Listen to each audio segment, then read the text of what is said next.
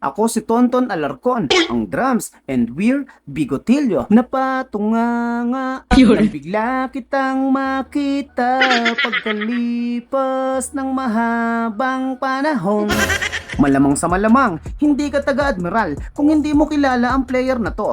Tonton de la Cruz na may aka Melvin Bubuyog, ang may hawak ng record na may pinakamataas tumalon at pinakamatulin tumakbo pagdating sa fast break. Kung minsan nga, may mga pagkakataon na kapag siya'y nag-a-apply o naghahanap ng trabaho ay hindi na niya nagagawang sumakay. Dahil nga sa sobrang traffic sa Alabang Zapote Road, mas mainam na para sa kanya ang tumakbo na lang mula Las Piñas hanggang Pasay. At mas maaga pa nga siyang nakakarating sa agency kaysa sa mga taong sumasakay ng LRT. Isa si Melvin sa mga player na talaga namang inaasahan sa kanilang team.